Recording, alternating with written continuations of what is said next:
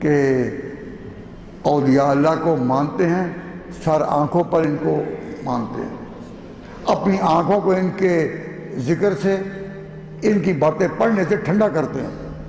ہمارے بارے میں جو لوگ دیوبند سے انتصاب رکھتے ہیں، یہ غلط پروپیگنڈا کیا جاتا ہے کہ یہ اولیاء اللہ کو مانتے نہیں۔ اب یہ سارے حضرات اور اتنے علماء جو بیٹھے ہوئے ہیں، کیا دکھاوے کے لیے بیٹھے ہوئے ہیں؟ کیا یہ ان کے دل کی آواز نہیں؟ ہم اولیاء کو مانتے ہیں، ان سے روحانی فیض بھی حاصل ہوتا ہے، لیکن جب جاؤ تو ان انوار و برکات کے لیے تو جاؤ، لیکن جو مادی حاجتیں ہیں، بیٹا بیٹی مانگنا، یہ نہیں۔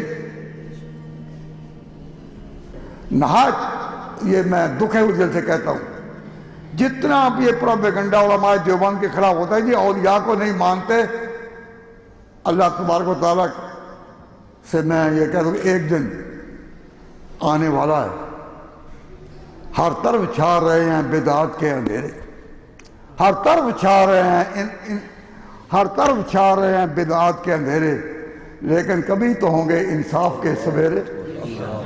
ایک وقت آئے گا کہ اللہ کے حضور ہم بھی پیش ہوں گے، اور جو ہمارے بارے میں اور ہمارے اساتذہ کے بارے میں، بزرگوں کے بارے میں کہتے ہیں کہ یہ اولیاء کو نہیں مانتے، یہ بھی پیش ہوں گے۔ ہر چند چھا رہے ہیں بدعات کے اندھیرے، لیکن کبھی تو ہوں گے انصاف کے سویرے۔ وہ وقت آنے والا ہے۔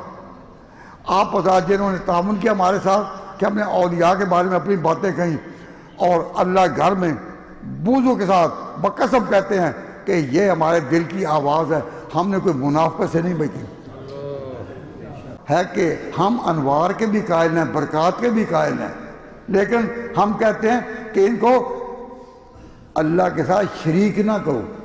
یہ تو بزرگ ہے، ہمارا تو عقیدہ ہے کہ اعلیٰ مخلوق جبریل، اس کو بھی خدا کے ساتھ شریک نہیں کیا جاتا، اور سب سے اعلیٰ پیغمبر محمد مصطفیٰ، ان کو بھی شریک نہیں کرنا۔